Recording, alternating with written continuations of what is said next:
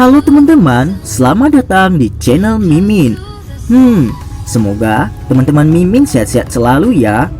Mimin mau ingatkan bahwa video ini adalah alur cerita novel, jadi mohon maklumi jika ada ketidaksesuaian gambar, karena videonya masih belum rilis. Jangan lupa like, share, and subscribe. Tanpa lama-lama, langsung kita ke videonya. Battle Road to Heaven.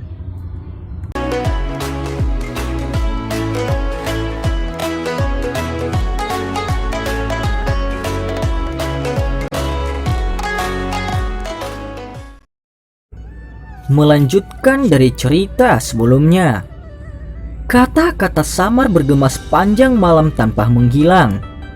Mata pria muda berpakaian putih itu sedingin es ketika dia menatap wajah pria muda lain yang arogan itu.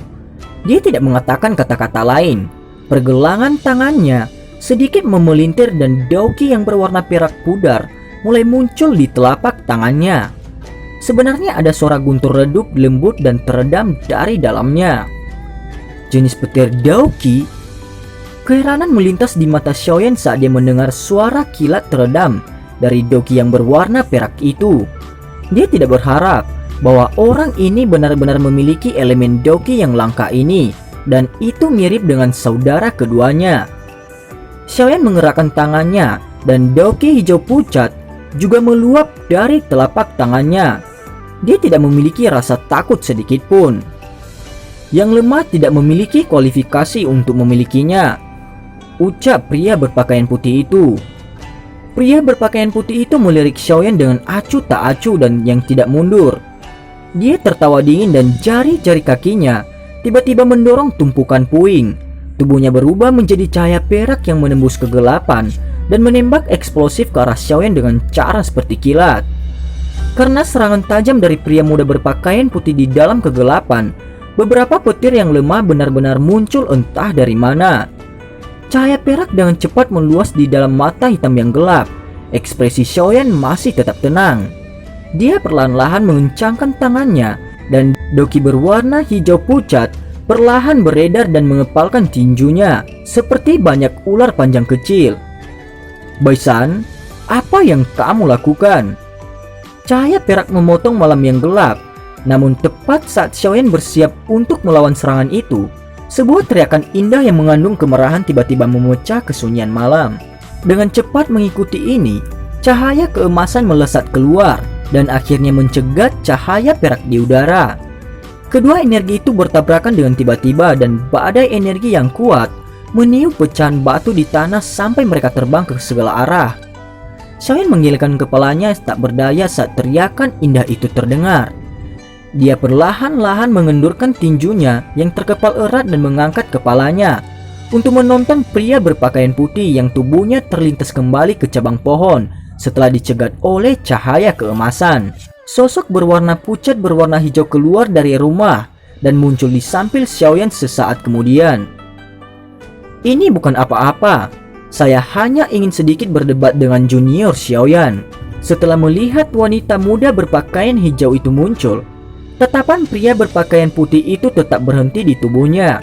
Dia dengan dingin melirik Xiaoyan di sisinya dan segera berkata dengan senyum tipis, "Shun-er, mengapa kamu harus sangat cemas? Dengan kemampuan junior Xiaoyan, bagaimana dia bisa berpartisipasi dalam kompetisi kualifikasi Akademi Dalam jika dia bahkan tidak bisa memblokir pukulan acakku?" ucap Baisan. "Senior Baisan, saya hanya memperlakukan Anda dengan hormat karena saya menghormati Anda sebagai senior. Namun jika Anda terus menyebabkan masalah yang tidak masuk akal dengan cara ini, jangan salahkan saya karena tidak memberi Anda muka," ucap Shun-er.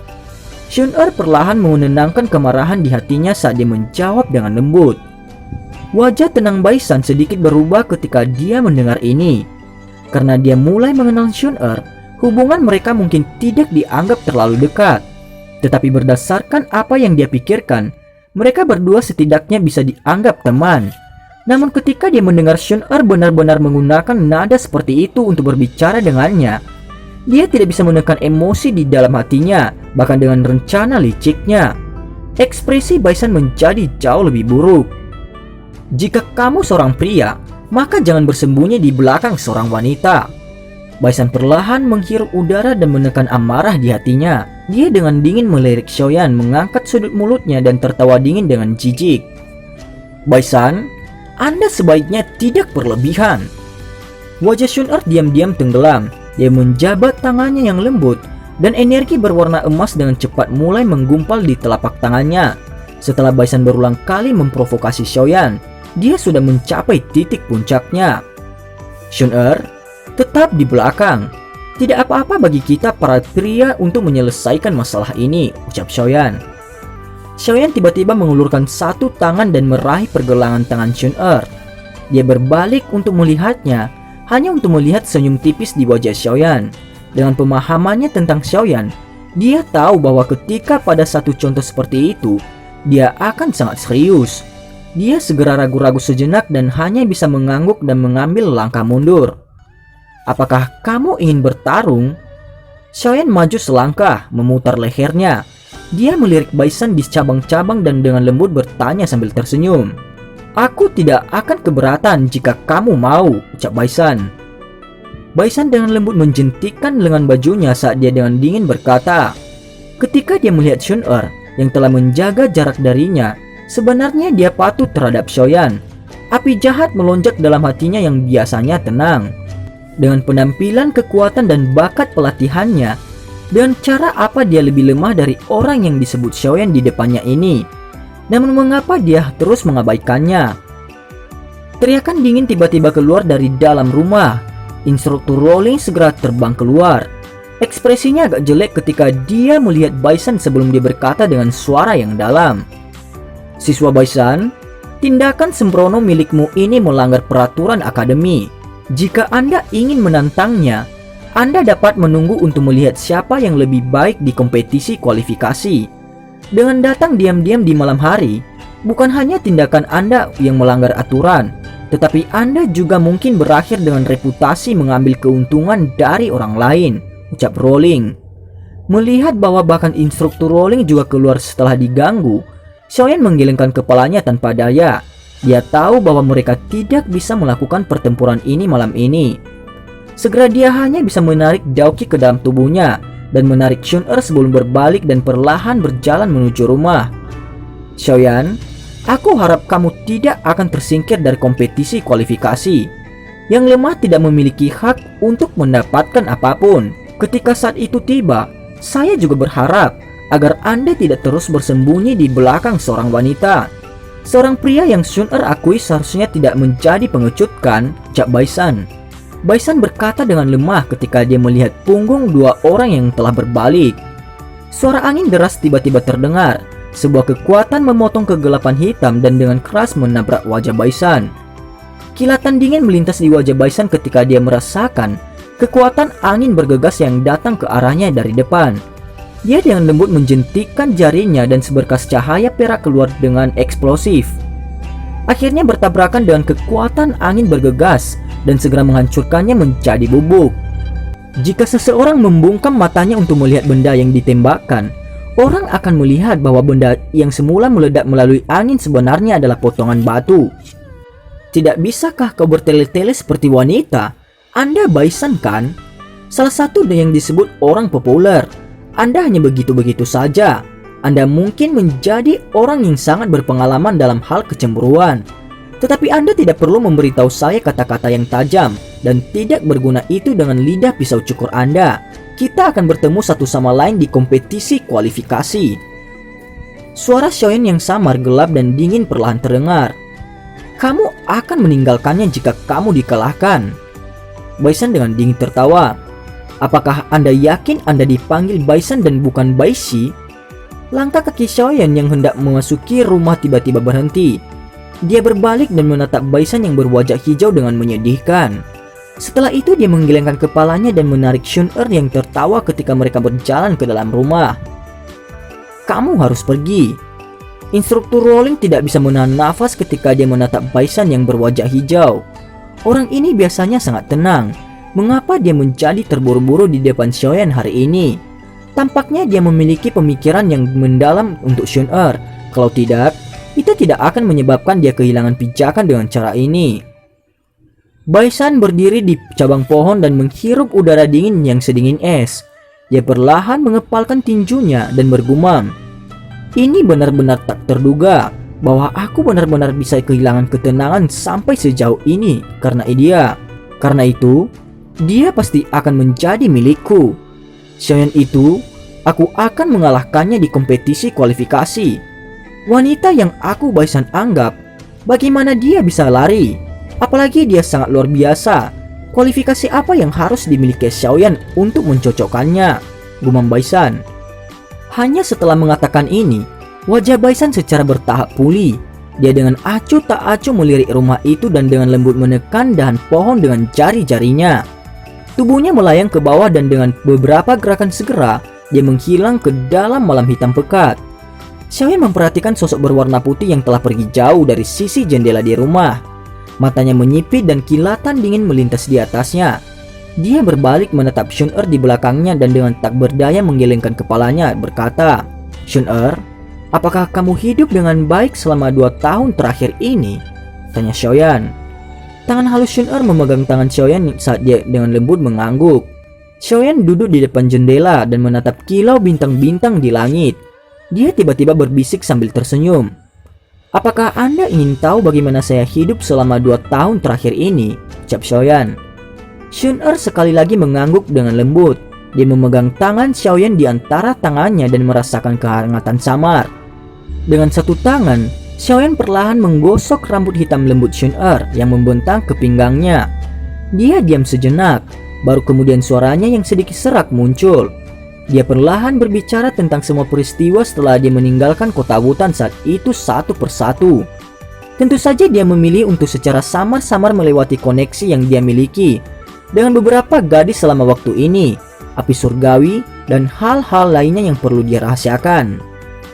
Singkatnya, di sisi jendela cahaya bulan yang redup tersebar ke bawah menyinari pria muda dan wanita muda itu, menutupi mereka dengan lapisan benang perak yang samar. Beberapa saat setelah kata-kata Xiaoyan jatuh, Shun-Er juga terdiam. Kepalanya dengan lembut bersandar di bahu Xiaoyan. Meskipun dia sudah tahu sebagian besar kejadian, dia masih merasakan kegelisahan di hatinya ketika dia sekali lagi mendengar Xiaoyan membicarakannya. Dia juga menjalani 2 tahun ini dengan sangat pahit. "Xiaoyan Gege, saya percaya bahwa pada saat Anda kembali ke Kekaisaran Jiama, Sekte Awan Berkabut tidak lagi dapat memblokir Anda." Shun-Er tersenyum dan menjawab dengan suara lembut beberapa saat kemudian. Xiaoyan tersenyum tipis, dia hanya mengangkat kepalanya dan menatap langit berbintang yang luas. Di sudut dinding, tidak jauh di belakang mereka berdua, instruktur Rolling bersandar di dinding. Dadanya perlahan naik dan turun saat wajahnya dipenuhi dengan kejutan. Ini benar-benar tak terduga bahwa Yunsan dari Sekte Awan Berkabut sebenarnya masih hidup. Benar-benar telah melebihi harapan saya. Ekspresi Shun-Er berubah mengikuti kata-kata samar dari mulut Xiaoyan. Beberapa saat kemudian, alisnya sedikit vertikal dan kilatan dingin melintas di mata berair musim gugurnya sementara dia berkata dengan lembut, "Ini memang cukup merepotkan." Xiaoyan juga mendesah pelan. Jika bukan karena keberadaan Yunsan, Sekte Awan Berkabut tidak akan mampu mengejarnya sampai dia harus melarikan diri keluar dari Kekaisaran Jiama. Sudut mata Xiaoyan melirik ke sudut hitam gelap dinding, tempat orang bisa berbelok di belakangnya. Dia mendengar suara lembut langkah kaki yang perlahan-lahan pergi dari tempat itu. Saat itulah dia menoleh untuk melihat Shun-Er. Ekspresinya serius ketika dia berkata, "Shun-Er, ada sesuatu yang ingin kamu katakan dengan jujur padaku. Karena ini sangat penting," ucap Xiaoyan. "Oh?" Shun-Er terkejut ketika dia mendengar ini. Ketika dia melihat wajah serius Xiaoyan, dia segera mengangguk dan berkata, "Selama Shun-Er tahu, Shun-Er tentu saja tidak akan menyembunyikan apapun yang ingin diketahui Xiaoyan Gege," ucap Shun-Er. "Setelah pertama kali saya berhasil meninggalkan Sekte Awan Berkabut, saya khawatir Sekte Awan Berkabut melibatkan klan Xiao kerenahan mereka. Ketika saya kembali ke kota Wutan, klan Xiao sudah menerima balasan dendam dari tetua pertama dari Sekte Awan Berkabut." Suara Xiaoyan sedikit gelap dan dingin. Ekspresi Shun-Er segera berubah ketika dia mendengar kata-kata Xiaoyan. Alisnya sedikit mengerut dan matanya mengandung beberapa kemarahan. Bukankah sekte awan berkabut ini agak terlalu berani? Apakah klan menderita pukulan serius? Tanya Shun-Er.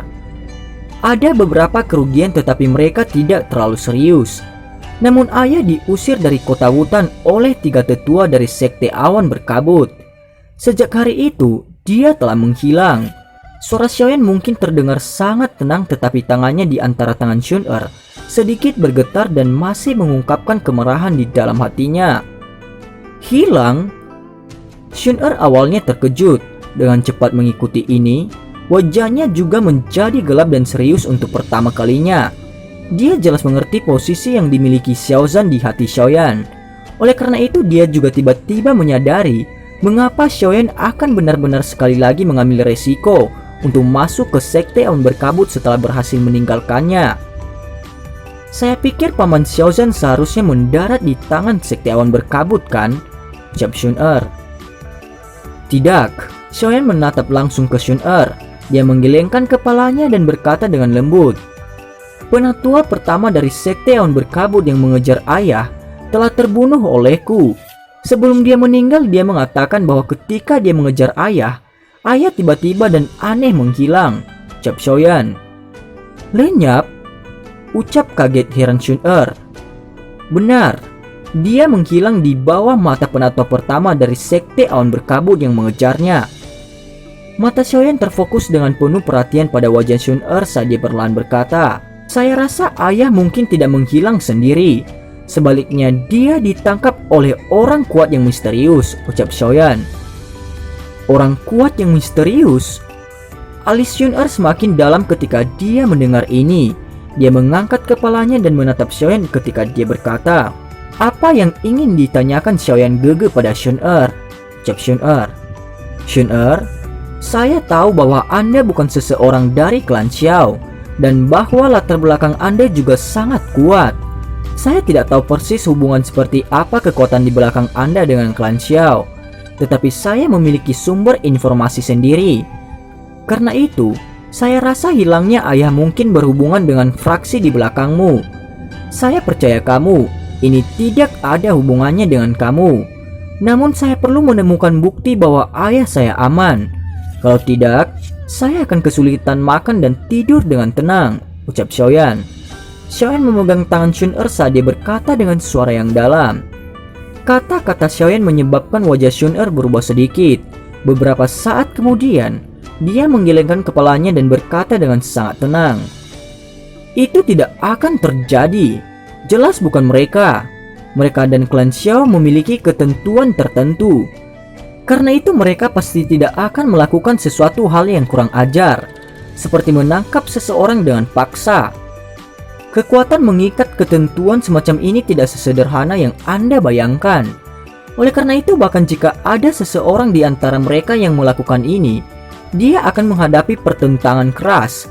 Selain itu, karena orang itu mampu menangkap paman Xiaozan di depan Douwang tanpa membiarkan siapapun mengetahuinya, kekuatan orang itu setidaknya harus dari kelas Douhuang. Selama periode waktu ini, saya belum menerima berita tentang ini, ucap Shun-Er. Tidak, dengan pengecualian diriku, tidak ada orang di klan Xiao yang menemukan orang kuat dari kelas Douhuang. Apa gunanya orang-orang kuat lainnya menangkap ayah saya secara tidak bisa dijelaskan? Hanya fraksi di belakang Anda yang memiliki hubungan dengan klan Xiao yang saya sadari. Pada saat yang sama, mereka juga memiliki kekuatan semacam ini, ucap Xiaoyan. Dengan tebakan di hatinya, tangan yang digunakan Xiaoyan untuk memegang tangan Shun-Er tiba-tiba diperketat. Ada kemarahan tambahan dalam suaranya. Xiaoyan Gege, Shun-Er benar-benar tidak membohongimu. Fraksi di belakangku memang memiliki beberapa ikatan dengan klan Xiao. Pada saat ini saya tidak dapat memberitahu Anda beberapa perincian dan alasannya. Jika saya katakan, itu malah akan merugikan Anda. Namun mengenai masalah paman Xiaozan, Shun-Er meyakinkan Anda bahwa itu tidak pasti dilakukan oleh mereka. Ekspresi tenang awalnya Shun-Er langsung hancur ketika dia melihat wajah Xiaoyan yang mengandung sedikit kemarahan. Dia tidak bisa menahan diri untuk tidak berbicara dengan cara yang menyedihkan. Melihat wajah Shun-Er yang mengandung beberapa keluhan, Xiaoyan juga secara bertahap memulihkan beberapa kepolosannya. Tangannya dengan lembut menggaruk kepalanya dan menghembuskan nafas dalam-dalam sambil bergumam. Sepertinya ada beberapa rahasia di dalam klan Xiao yang tidak aku sadari. Baiklah, karena kamu tidak mau mengatakan apa-apa, aku tidak akan memaksamu. Jika itu benar-benar seperti yang Anda katakan, dan ini tidak dilakukan oleh fraksi di belakang Anda, saya takut bahwa Sekte Awan Berkabut masih akan menjadi tersangka terbesar. Sekte itu tampaknya tidak sesederhana yang semua orang pikirkan. Baiklah, kamu bisa kembali dan istirahat dulu. Masih ada kompetisi kualifikasi besok. Singkirkan sementara masalah ini tentang ayah. Walaupun saya tidak yakin dengan kondisinya saat ini, hidupnya setidaknya harus tidak dalam bahaya. Aku harus segera meningkatkan kekuatanku. Jika tidak, bahkan jika saya berhasil menemukan jejak ayah saya di masa depan, saya khawatir bahwa saya juga tidak akan memiliki kekuatan untuk mengambilnya. Dia menepuk kepalanya sambil tersenyum dan berbicara dengan cara yang menghibur. Aku akan meminta seseorang untuk membantu menyelidiki masalah ini dan akan segera memberitahumu jika aku punya petunjuk, ucap Shun-Er. Tangannya yang halus tiba-tiba terjalin bersama saat matanya yang cerah memandang Xiaoyan. Xiaoyan gege. Apakah Anda akan menyalahkan Shun-Er? Apakah kamu akan menyakitiku? Jawab Xiaoyan. Xiaoyan tersenyum mengusap kepala Shun-Er dan bertanya sebaliknya. Shun-Er sedikit terkejut, senyum muncul di wajahnya yang cantik saat dia menggelengkan kepalanya dan berbisik. Aku tidak akan melakukannya, ucap Shun-Er. Karena itu, aku percaya padamu. Sudah terlambat, istirahatlah, ucap Xiaoyan. Xiaoyan mengulurkan tangannya dan memeluk sosok lembut yang tampaknya tanpa tulang sesaat. Dia segera melepaskannya dan melambaikan tangannya ke arahnya, dan akhirnya berbalik sebelum berjalan ke kamarnya. Shun-Er mengangguk sedikit saat dia menatap punggung Xiaoyan yang menghilang di kusen pintu. Dia merenung sejenak sebelum berbalik, dan dengan cepat berjalan kembali ke kamarnya. Dengan membalik tangannya di kamar dan menjentikkan jarinya dengan lembut, gumpalan cahaya keemasan melesat ke sudut tertentu ruangan. Bayangan hitam gelap segera menjadi terdistorsi sosok manusia berwarna hitam muncul di ruangan itu dengan satu lutut berlutut di tanah. Lindsay, pergi ke gunung di belakang akademi besok. Selain itu, kirim seseorang untuk menanyakan apakah ada jejak orang kuat misterius di dalam Kekaisaran Chiama. Selain itu, aku membutuhkan semua informasi mengenai Sekte Awan Berkabut, ucap Shun-Er. Wajah Shun-Er tenang saat dia melirik bayangan hitam. Ya, Xiaoji. Bayangan hitam tidak menyuarakan oposisi ketika dia mendengar perintah Shun-Er. Mengikuti penampilan suara perempuan yang lembut, tubuh itu berayun dan sekali lagi berubah menjadi bayangan gelap yang menyatu dengan kegelapan sebelum benar-benar itu menghilang. Shun-Er hanya perlahan menghela nafas lega ketika dia melihat bayangan hitam menghilang. Suaranya yang bergumam pelan bergema di dalam ruangan. Sial, siapa sebenarnya yang melakukan ini? Dia benar-benar menatap Paman Xiaozan, ucap Shun-Er. Scene berganti. Sinar matahari yang hangat dan redup menyebar dari langit keesokan paginya. Menyusul lambatnya terbitnya sinar matahari yang menyilaukan di cakrawala akademi yang sunyi malam itu, sekali lagi dipenuhi energi. Pria dan wanita muda yang tak terhitung jumlahnya berulang kali berkerumun keluar dari seluruh akademi. Tujuan mereka sangat jelas, itu adalah stadion besar di tengah-tengah akademi. Kompetisi kualifikasi 2 hari ini tampaknya menjadi acara akbar tahunan di Akademi Jianan. Mereka yang memiliki kualifikasi untuk berpartisipasi dalam kompetisi kualifikasi adalah semua orang yang termasuk dalam kelompok luar biasa. Persaingan besar di antara mereka layak ditonton. Selain itu, kompetisi kualifikasi tahun ini masih melibatkan Xiao Shun-Er, Baisan serta wanita muda berpakaian yang termasuk orang-orang paling berprestasi di akademi. Tentu saja selain ketiga ini, Akademi Jianan besar masih memiliki beberapa pesaing luar biasa lainnya. Di antara mereka adalah Xiaoyan yang mampu mengalahkan lawannya dengan menggunakan metode gaya serangan kilat meskipun baru saja tiba. Itu secara alami adalah orang yang menjadi fokus perhatian. Selain itu, hubungan akrab yang ada di antara dia dan Shun-Er menyebabkan siswa laki-laki yang tak terhitung jumlahnya sebagai dewi di hati mereka. Selanjutnya menyebabkan banyak orang menggertakkan giginya, ingin melihatnya mempermalukan dirinya sendiri. Xiaoyan bersama dengan instruktur rolling, Shun-Er dan Xiaoyu berjalan keluar dari rumah bersama. Setelah itu mereka berjalan menuju stadion. Sebagai orang yang menjadi fokus perhatian di akademi, ada banyak tatapan yang tak terhitung jumlahnya, mengandung berbagai jenis emosi ditembak selama perjalanan, menyebabkan dahi Xiaoyan merasa mati rasa. Melihat ekspresinya yang tak berdaya, Shun-Er di sisinya juga tidak bisa menahan tawa pelan. Senyumnya yang elegan dan hangat seperti lotus langsung menyebabkan suara orang menelan air liur terdengar dari kedua sisi jalan. Setelah duduk di kursi yang ditunjukkan, alis Xiaoyan tiba-tiba bergerak ketika berbicara dengan Shun-Er. Dia sepertinya merasakan sesuatu saat dia mengangkat kepalanya dan melemparkan pandangannya ke arah galeri yang terlihat di seberang. Di tempat itu terlihat lokasi yang sangat baik. Baisan berpakaian putih berdiri sambil memegang kedua tangannya. Melihat tatapan Xiaoyan yang memandang ke atas, sudut mulutnya terangkat menjadi senyum dinginnya. Dia tersenyum tipis ketika seutas kilau dingin melintas di pupil matanya yang gelap. Dia tidak pernah membual bahwa dia adalah orang yang baik. Karena pihak lain telah memprovokasi dia berulang kali, maka dia akan bertindak sesuai dengannya. Dan cerita pun bersambung. Terima kasih telah mendengarkan Mimin sampai akhir ya. Dan Mimin minta maaf karena akhir-akhir ini Mimin tidak maksimal karena Mimin dalam keadaan tidak fit. Dan terima kasih buat teman-teman semua. Sampai jumpa.